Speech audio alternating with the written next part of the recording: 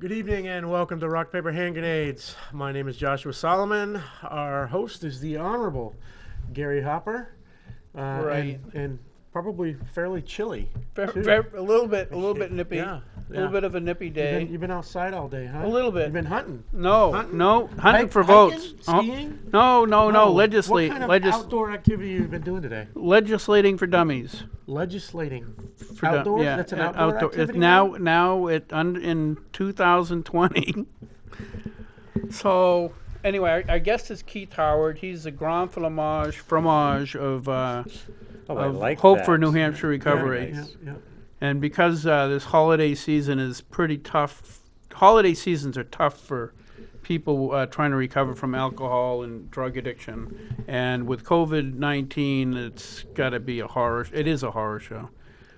So I just want to go over with my favorite co-host what happened today.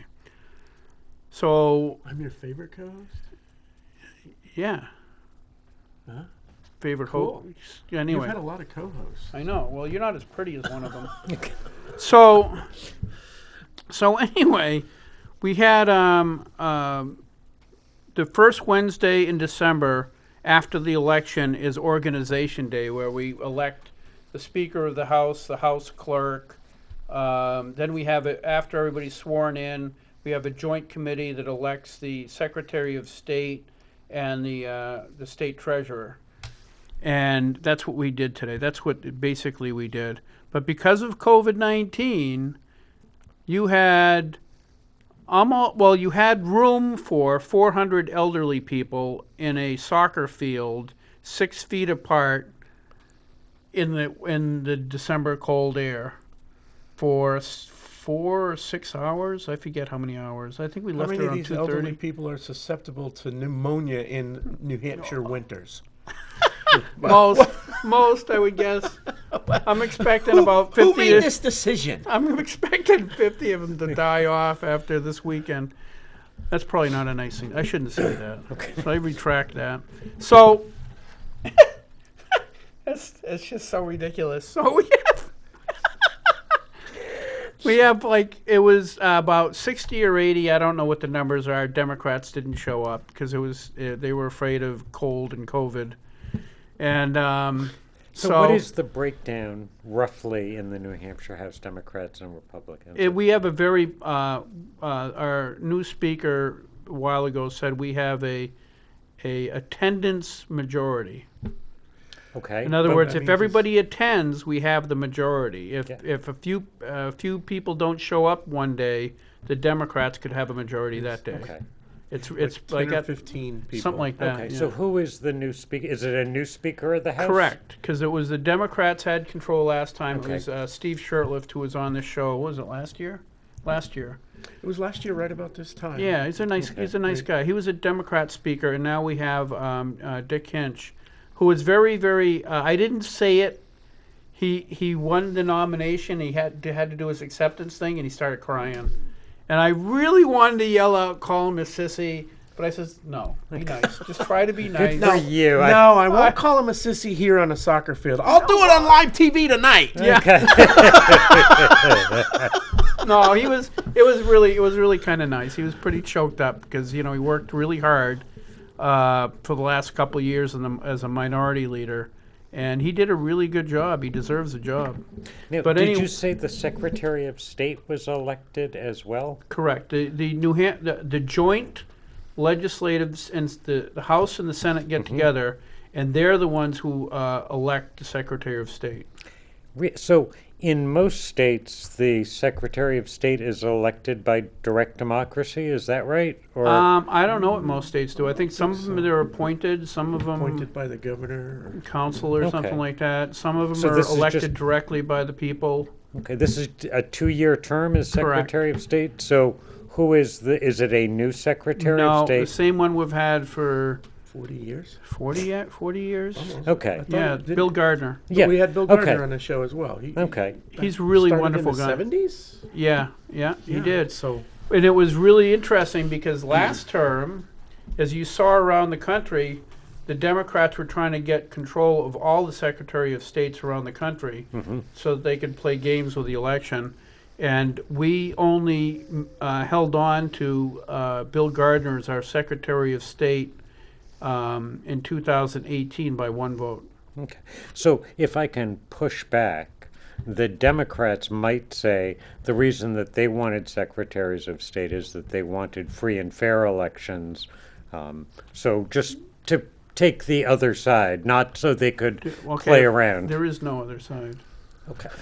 So, Well, Bill Gardner is a Democrat. yeah. Okay. Right. No, And- I'm sure, and I don't have anything. He's just trying to be And the fair, and I yeah, don't no, want I to be understand. fair. I understand. I don't have But, any you know, desire. for Right, fairness. because continue- I am a person who has been in the past identified as a Democrat. Wow, I didn't know that, or I would not be on the show. absolutely I know. never, never. I've never had. Yeah, I'm now. Democrats on this show. Yeah, no, I know, but I've We don't never treat 'em once very nice. received. No, I know. We can't. I've never once received a mailing from any Democratic candidate saying, "Please help me undermine democracy.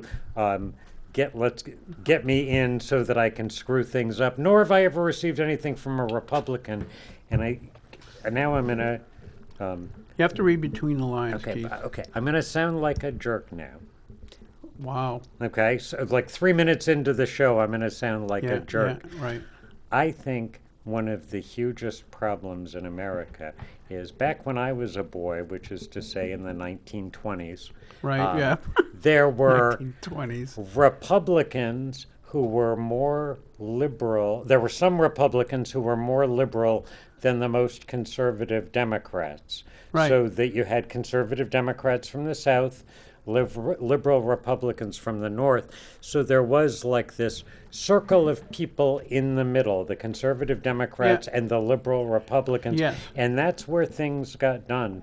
And I think where this country went wrong is that we've become so polarized that the Republicans are all people who are Republicans are on the right-hand side, all Democrats are on the left-hand side, and there's no town square for people to be talking the way that Nelson Rockefeller used to be able to talk with a conservative Democrat Right. and You're- get you're- something done. You're absolutely right. You know, people started. Don't tell he's a Democrat. Don't tell me he's right. I'm No, not no, a Democrat. Yeah, that's exactly how just it used to be. just I encouraging think them. we're all old enough to remember the days where you could have a civil conversation without being split and divided. And Well, there's it started to go. It started to really part ways, you know, in the mid '80s and really went south in the '90s. well, Yeah. the part of the problem is you don't when you say a liberal Democrat, there if you go back to the 80s and 60s and 70s and before that in colleges, you would have classic liberals, and a classic liberal believed in vigorous debate. Right. Right? You don't have to agree with them, but they're gonna argue with you if they disagree with you. That's not the case anymore on college campuses. There is one set of beliefs, and if you don't abide by that, you will be the woke crowd will push you out of that institution. Well, Harvard just passed around a petition a week or so ago. They want the faculty and the student body to ban employment and speaking by anyone who was ever associated with the Trump campaign or the Trump administration. They don't want any of those people ever being a speaker, and they want to make that a university rule that is you absurd can't to me. have Yeah. Right. opposing So- ideology on campus at all. So if you go to like a Republican meeting, like we all sit and chew the fat, we disagree with each other all the time. There's a lot of disagreement amongst Republicans. Right. Um, As there is among Democrats. But- I mean, Joe Biden is president today, and a lot of Democrats did not think much and still don't think much of Joe Biden. They see him as being far too moderate Right. a president, even though for many Republicans he is far too liberal. Like the AOC wing of the Democratic Party Right. did not stand up and cheer when Joe Biden got the nomination. They Correct. wanted Elizabeth Warren or Bernie. I have family members who were ardent Bernie supporters who had to hold their nose to vote for Joe Biden, which seems crazy to me, because for me, Joe Biden is like a John Kasich of the left. Like he's slightly left, Kasich is slightly right. They both strike me as people that could get things done by trying to work across Right. the aisles. But anyway, so. Oh, I'm sorry. I've taken over this conversation. Pretty No, much, no, yeah. it's fine. No, we don't like that, right? Okay. So, anyway, so I want to get to this. So we voted for the Secretary of State, Bill Gardner, who is a Democrat, wonderful guy. The other thing that won't get much news is our new state treasurer is actually from Mexico. She's English is her second language, but she was working in the department and was doing a really good job. So the guy that was doing it resigned, and she took over temporarily, and then we just elected her. So you just had a whole bunch of Republicans elect a Spanish lady for that state job, which won't get much press because it doesn't Oh, fit it the narrative. absolutely won't, because that's exactly And I don't know the what way, party she belongs It's to. exactly the way we as Republicans have acted straight through. Our mentality has not changed in the last 40, 50 years.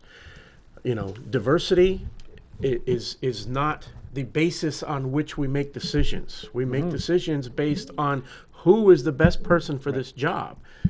She was the best person for the job. She Yep. had already proven herself by being there temporarily, and we said, okay, that's the person. And Bill for Gardner- us. Bill- And the same for Bill Gardner. Right. He's a Democrat. You would expect in a divided country like today that a GOP legislature would want a GOP Secretary of State. But that's not the case here because he is the best person for that job. He does a And very he's the good only job of person who's making had the job sure for 40 years. that- Well, yeah, but I mean, if we wanted to be partisan, Yeah. we could have nominated and voted for Dave Scanlon, who's been his assistant Secretary of State for at least a dozen years, Okay.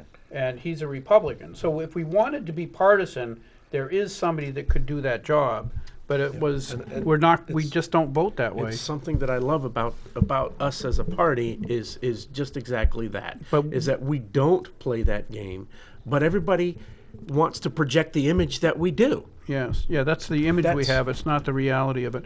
But so anyway, so back to what happened today, because I want to still get to Keith's. Oh, no. I want to keep talking about Republicans versus Democrats. But I'm sorry, it's your show. It was? So anyway, a lot of people, a lot of elderly people sitting out in the cold for a bunch of hours is pretty funny stuff. So, a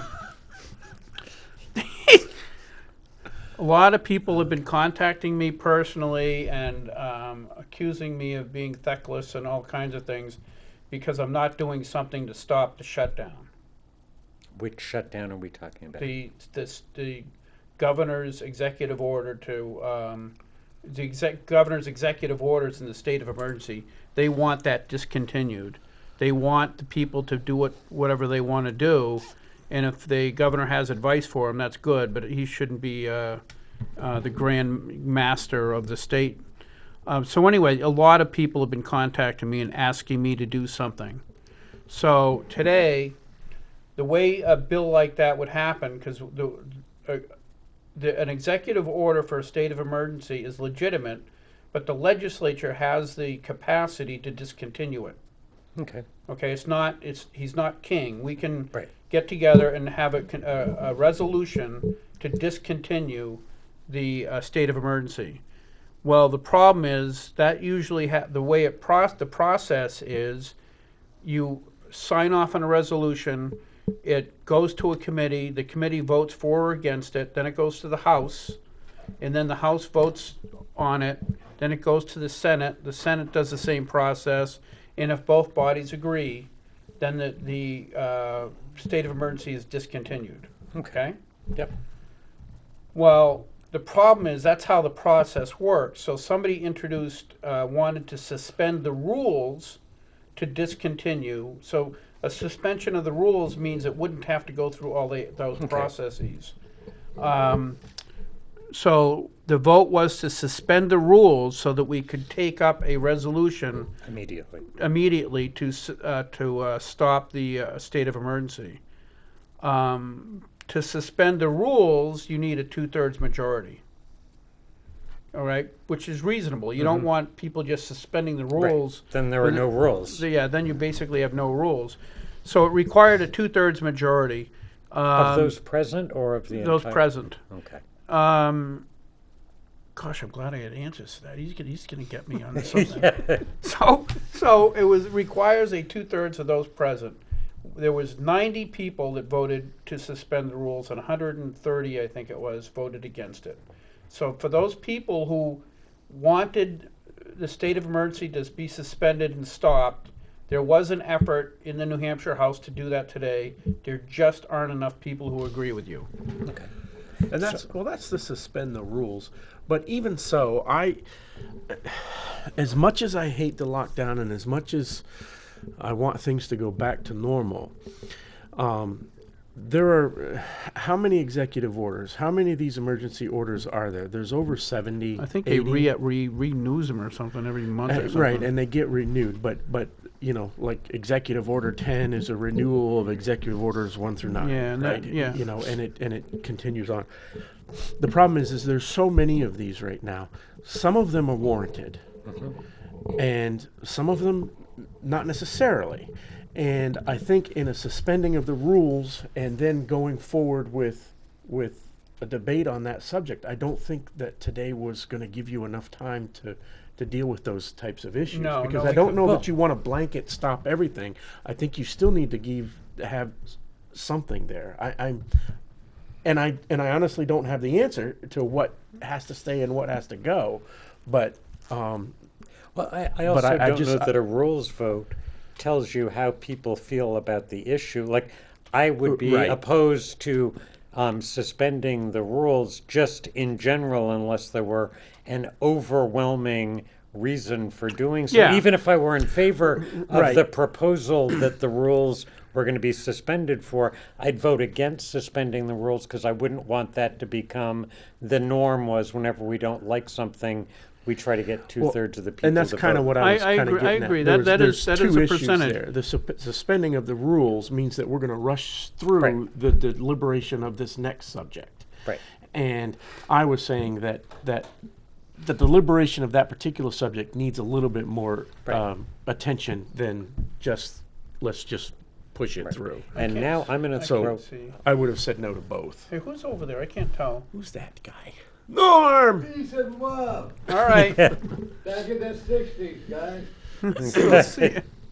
So I'm going to throw a curveball and say how much I admire Governor Sununu and voted for him because I think he has been a voice of reason throughout all of this. I have trusted him, and part of that is just his personality, at least the way he comes across on television during the worst times of the pandemic, when we had a governor in New York who was Losing his mind. and a president in Washington who was losing his mind. Governor Sununu was somebody that when he spoke, and he would almost always direct your attention to the reasons he was saying what he was saying. So even if you disagree with him, here's the evidence that he's drawing upon.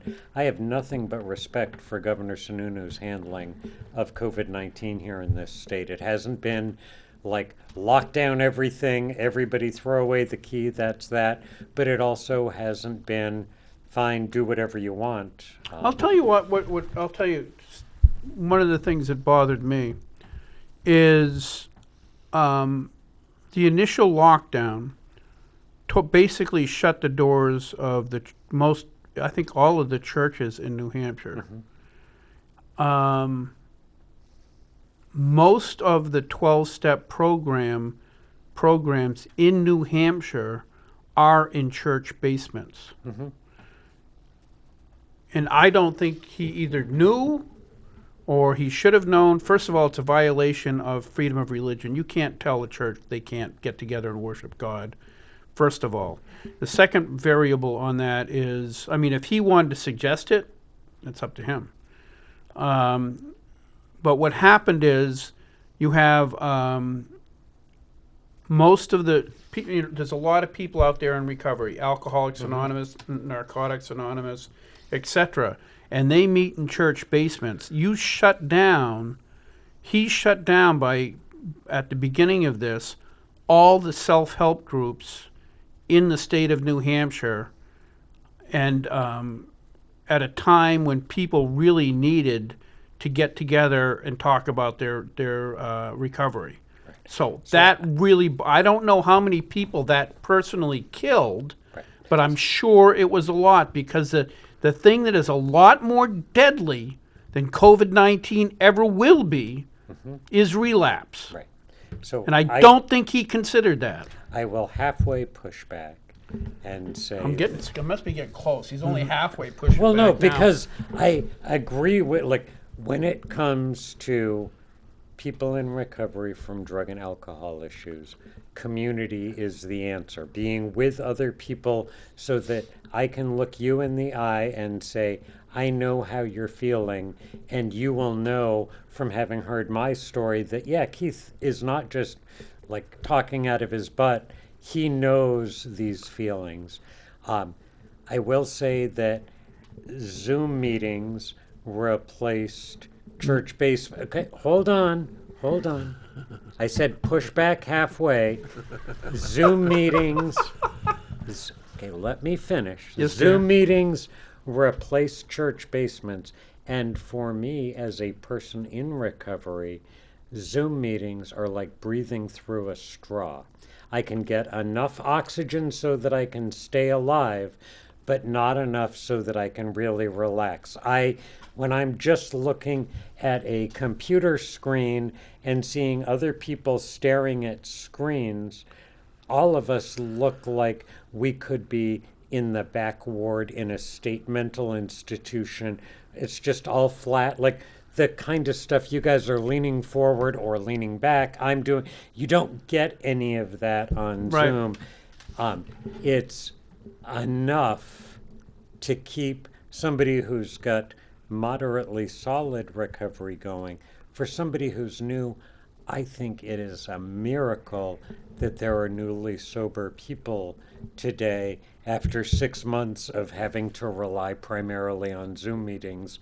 And I will admit that throughout the pandemic, I was meeting outside with other people in recovery around campfires and in parks, because I wasn't getting what I needed from Zoom. Right, okay. But that involves already knowing some people who are in recovery, being able to spread the Right. word, getting people together. If I'm a newly sober person, I'm never going to know that if I go to Greeley Park at noontime, that's where the noontime meeting is every day.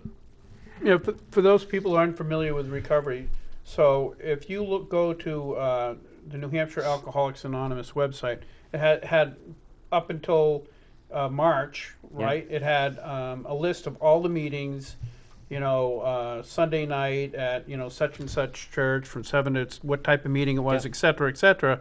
And everybody in the program, new or otherwise, knew a place that they could go to sit down and talk to somebody else about recovery. As soon as that edict went through, that shut down. That was done. Okay. And So- now I will add to that, and I know it's your show and I keep interrupting you, but I'm probably not going to stop, Gary, and then I just won't be invited back. But what I will It has say been is... a long time since you were on the show. I know. I guess my I didn't band- remember why. Yeah. So Go ahead. I would say that for most of us in recovery, if we go to a recovery meeting, whether it be NA or AA or Smart Recovery, it's not so much the meeting itself, somebody standing at a podium and saying blah, blah, blah. It is the conversation that I have with you while we're getting a cup of coffee. It's the conversation that I have with you while we're outside. It's the social interaction. It is, and it's getting... That doesn't happen on a Zoom call. It doesn't, and this is something that you're never going to get on a Zoom call. Good job. Keep it up and keep on coming back. That can't happen in Zoom. You just touched me. I just gave you a pat on the back, yes. Okay. It's your show. So I suppose that can be seen as an assault. It was. Okay, Yes, yes. That's the way I saw it anyway. Hey, Snowflake. But anyway, so that's one of the things that really, really bothered me about the governor did not seem to take into effect the.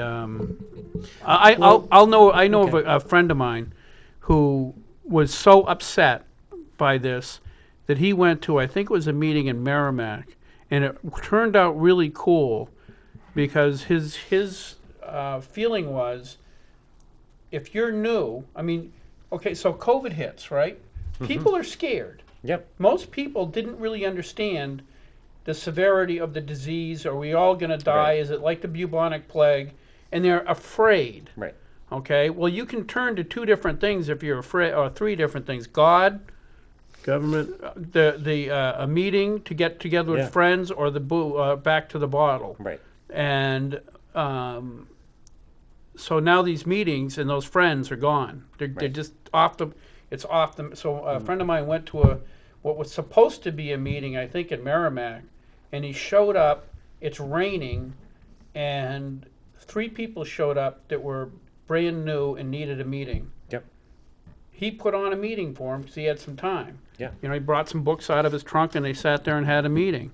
But those were gone all around the state. I heard from somebody that the death rate from people dying from relapse is like double what it was the year before. But I don't know. I haven't seen that anywhere. I have not seen that. I believe, like just today, I had to fill out a survey for the University of Vermont that's looking at opioid use throughout northern New England. Yeah. And they wanted to know what my perception was of use of opioids and other drugs during the pandemic.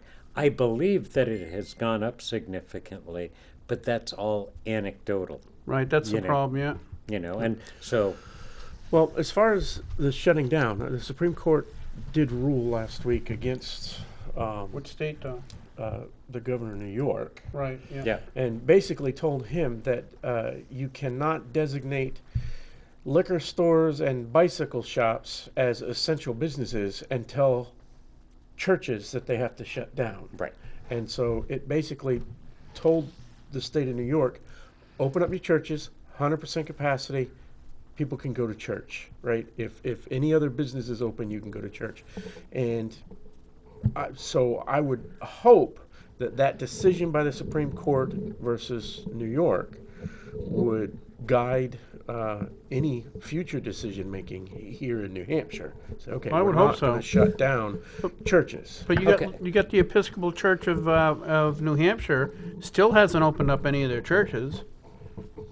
Well, I But guess that's up to that's that what individual It church. is. That's what I'm trying to say. But I is don't that, think it's like I don't think the churches. bishop really There was a understands what the United States consequences Supreme are. Court decision telling New York that they can open up their churches. The churches can open. If you open up here in New Hampshire, I would encourage it. You know, because we're going to have to refer to that particular decision. I will make a deal with you. If someone's going to try and shut you down. I will Why don't you ever absolutely push back against him? What's that? It's always you pushing He's back about- against me, he's but you don't about push to, back isn't he? against him. Okay, no. I'm offering him a deal.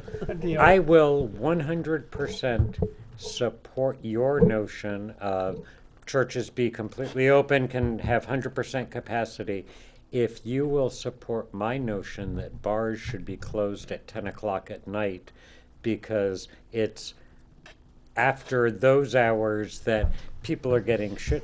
People are starting to Whoa. they're getting short in the mouth, short in the wallet, and they make Losing control of their faculties. Right. Yes. And so I don't like. I'm not a prohibitionist. Like normal people can drink and enjoy it. I'm not one of those people. When I drink, bad things happen to everybody. But I do like. I would have no problem with having bars closed, and having schools be open. Because I think a lot worse things are happening because folks are hanging out in bars slobbering all over each other than third graders learning to write cursive, if that's even still taught in school. It's not. It's not, Okay. no. I have 2 adult children who don't know how to write or read cursive Okay.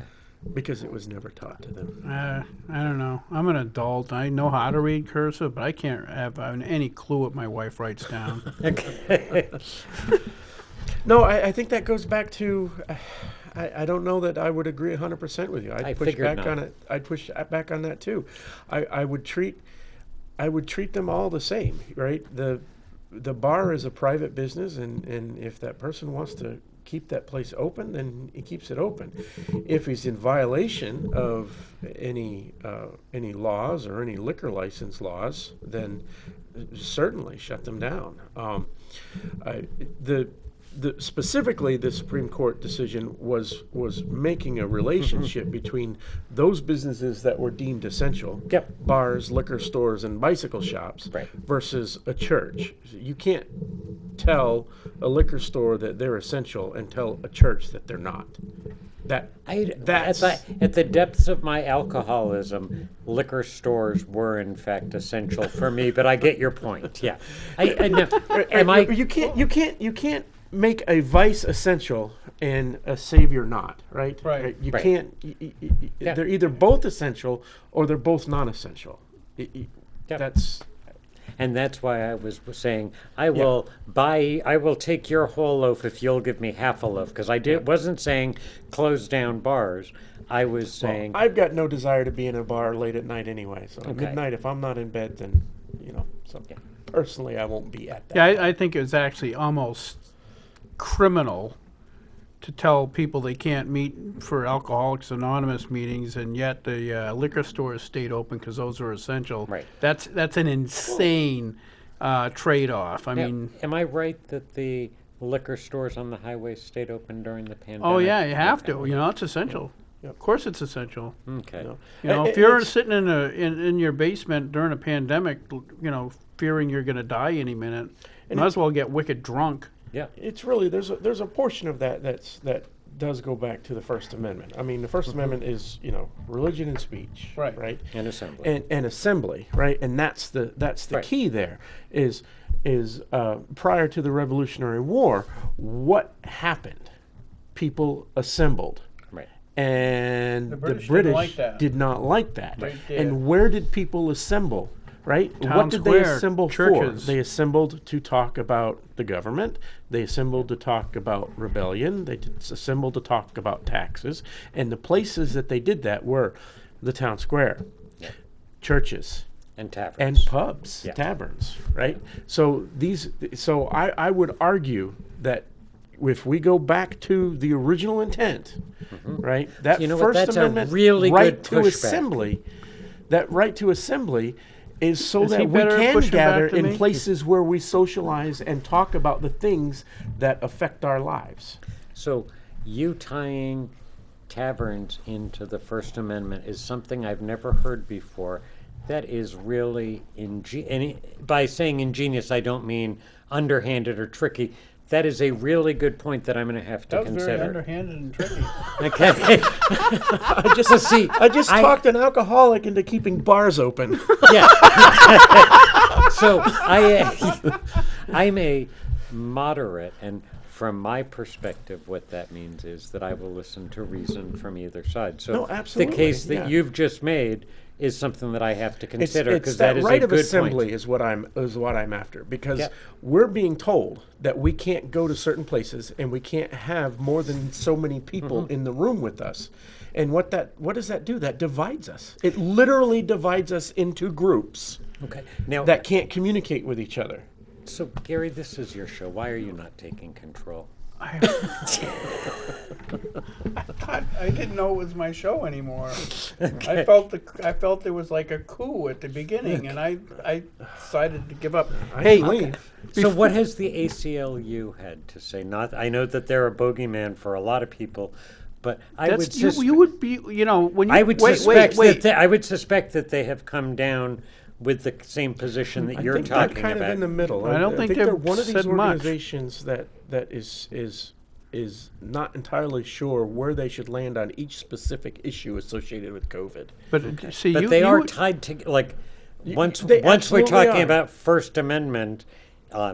I've always seen the ACLU as being First Amendment absolutists. That any speech is protected. That I don't know. Well, when about we think that, about the because Skokie now they they've talk been about pretty the shy about. hate speech, right? Okay. And having hate speech be a what do you call it? An exacerbating issue in other felonies. So we're way off subject. Oh, so yes, I want to we get you want back to talk to. about recovery. I kind of did, yeah, a little bit. Okay. So Okay, so so what's going on at Hope for Recovery? What is how are you guys coping with the COVID-19? I would like to say that things have gotten back to normal, but normal today is nothing like normal 7 months ago was. Right. 7 months ago, we had between 500 and 600 people a day coming into Hope to go to meetings, to meet, to play cards, to Yeah, hang we talked out about with all other these folks. things last time you were on. Yeah. That it's With- a social place. Right. It's It was a community center that offered recovery and supported recovery. Because of COVID-19, instead of having 500 or 600 people, we might have 50 people who are coming in, and we're very conservative in terms of disinfecting hands, taking temperatures, asking screening questions, requiring people to wear masks and to stay at least 6 feet apart. So people don't want to stay very long. I mean, they come in, they go to a meeting, and then they want to get out of there because, People are afraid. Well, are so- they some afraid, people or are they afraid. just don't like being No. there with the mask on and the No, rules. some people are afraid. Much smaller percentage, though, than the vast majority who don't like having to wear masks because we talked about the limitations of Zoom.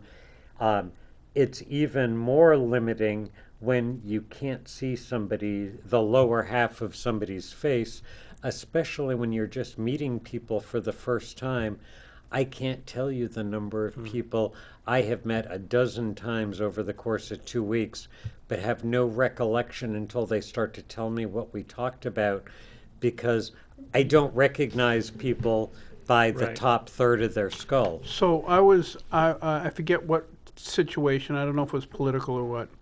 So usually, if I see somebody in like coming the other way in a hall or whatever, I smile, Yeah, right? And usually that returns a smile. returns a smile. But that doesn't work anymore. So there's this woman coming down. I forget where I was, and I smiled, but she can't tell that. So she looked at me for like 2 seconds, and I'm looking at her to try to Yeah. encourage a response. And it was clear that she thought I was creeping on her. She looked away because there's not that interaction Right. anymore. Yeah, and for Well, just last week, Gary, someone you've known for 20 years, Barb Griffin, right? Walked right up to you, and you had no idea who she was. I was right there with you because she had a mask on. Oh yeah. Yeah. Well, it did take Yeah. me a second to figure out who Yeah. she was. Yeah, until she started talking like you Even said. people we already Voice. know, we don't recognize. Right, and so I've got a fairly subtle sense of humor, a fairly dry sense of humor. It gets lost when you can't see any of my face to see the twinkle or see something that says, "Okay, this You is see a the dimples joke." curl up, Right? and Yeah. it's like, oh, Keith is full of crap he's full right of it now. today. Yeah. Well, and so then there's not the feeling of human interaction that you get. Just yesterday, I had a guy come to Hope at 11:30 in the morning, Yeah. just needing to talk with someone. So, I went through the whole stupid human tricks to get him to be able to come in. His life is falling apart. And yesterday, luckily, was like a 60-degree sort of warm day. So I said, you know what, instead of sitting inside being masked, let's grab some chairs, go outside so that we'll be able to see each other's faces. And we ended up having a 90-minute conversation Right. that he claimed did him some good, and we're looking forward to getting together again. That would not have happened if we had both been wearing masks. I can guarantee it wouldn't have. Global warming is good, Okay. right? That would not have happened without global warming.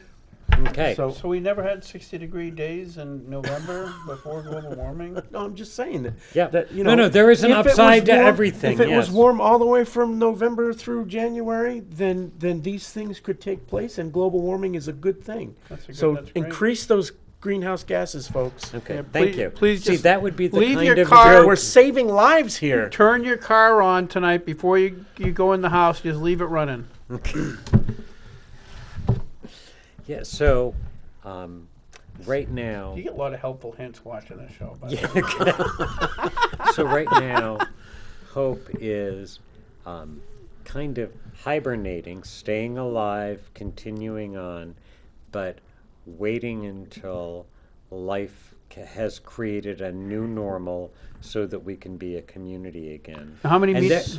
and there are days where I feel like Anne Frank hiding up in the attic, hoping that the Allies are going to come into Amsterdam, in this case with the vaccine, but also fearing that if things don't change, there are going to be a whole bunch of dead bodies in Manchester, not from COVID, but from overdoses Absolutely. and from Yeah, relapses we on can't alcohol. have this thing going on forever, and there just cannot be an indefinite end, right?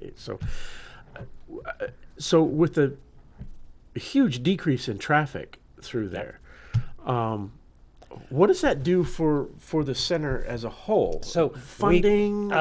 we you do know, an incredible amount how do of you stay open, outreach. or are you in trouble No, in some way? No, we're luckily not in trouble. We've been very conservative financially, have always kept a very prudent reserve, and we're doing everything that. So the way the state apportions money is based on the data that we provide to them, and that data comes in the form of interactions with individual members. Doesn't matter whether that's by phone or in person or over Zoom. So I've now got a staff that is talking with people on the phone all the time, occasionally having Zoom meetings. So as far as the state model is concerned, things are not bad at Hope. As far as the reality, we are a plucked turkey carcass, but the bones are still there. What an awful image. I That is not apologize. a really good. Yeah. No, you I'll gotta go back work to on Anne that. Frank. But Yeah. yeah. So, as an organization financially, we're going to continue doing fine, although we can always use support. That is not my concern. My concern is the difficulty of bringing a community back together or creating a new community once fear and the reality of COVID-19 has been greatly reduced. Right. And my concern is that as we respond to COVID-19, it's awful hard to decrease our response until the numbers go back down. I mean, here locally, I read Manchester Inklink every morning, and in there they have the COVID infections from the day before. Back in September, they were talking about 8 to 15 people statewide, and now it is 200 people statewide on a daily basis. Right. Until those numbers go back down, we can't think about loosening anything up. Well, the thing is, too, is one of the problems I see, I've said it on the show, is that a lot of it is propaganda. Okay, we call it COVID cases, right? Well, if you go back a year ago, if they said flu cases, that would be people that were feeling symptomatic and were sick enough that they went to the doctor tested them, and they had the flu. That would be a flu case. Now you have people that are being tested because they were exposed to it that have quote-unquote COVID with no symptoms. So last year, there were probably a lot of people that would, under these under the same criteria, would be considered flu cases. But because before, you didn't have a case until there were symptoms and you were sick and you went to the doctor. Now that's out the window. Right. So that number of cases is hyperinflated as far as I'm concerned. What we need is... Let me just finish, then I'll stop. So the second variable is the way they report it is by telling you the accumulative numbers. All right, we have so many cases. Wait, let me finish, right? And then they have so many deaths. Well, if you go to, if you look online, you can actually look at the rate, okay? And the rate of deaths from COVID in New Hampshire has been flat since July. So there's not a whole bunch of people dying in New Hampshire right now. The number of cases has gone up, but that's because they're testing everybody. It's not just, so I think a lot of the panic out there right now is mostly propaganda. And that's why I think, and they'll never do it. I challenge you to do it. Whoever's watching, find the right people in charge and make them do it. Report the number of daily cases versus how many of those cases are symptomatic. Okay. And you'll find a very huge difference. Okay. But one objective way of looking at this is hospital beds that are being filled. Yep, that's pretty decent. Yep, so then that is not a matter of propaganda. I don't know about New Hampshire statistics. I know more nationwide statistics for hospital beds. I know that there are areas that are at 100% or over, whatever that means, capacity in ICU units. I don't know that that's the case in New Hampshire. I don't believe that it is. It's not. So currently the number of New Hampshire hospitalizations by COVID is 160. We are nowhere near at our capacity. That's across the entire state. Is that a current, like, It's for a current today? number. Okay, so that's not cumulative the way Nope. Gary was talking. No, that's a current number. So there are 160 people. Who are in the hospital, right? Yeah. That doesn't mean that they're on No. a ventilator or in ICU. There are Right, they're 100 in the people hospital and they in have a hospital who have tested positive for COVID. It And- doesn't mean that that's the only reason they're in the Right, hospital so either. they could have had a broken leg and been tested. been Yep. tested. You wouldn't stay in Yeah, the in hospital fact, for my- a broken leg, but yeah. My son did have a broken leg 3-4 weeks ago, and before they did surgery, they required him to take a COVID test, and he tested negative. Yep. But had he tested positive, he still would have had the surgery, but Right. he would have been counted as a COVID case Okay. because he had a broken leg, right? But he's asymptomatic. So there's 160 COVID cases in hospitals in New Hampshire today. And again, that doesn't mean that they're not in the hospital for some other reason as well. It's a flat statistic. We're So- not at capacity. We're not overrun. Yeah, so deaths have remained flat, which is great news. And I do think that the medical field has gotten a lot better at treating COVID-19. Yep. And that a lot of people, there may be a lot of people who are showing up to be tested who didn't have any need to, but once people find out that they're infected, they're likely to be contacting their doctors right away, getting some kind of, even if it's just treating the symptoms, those early symptoms.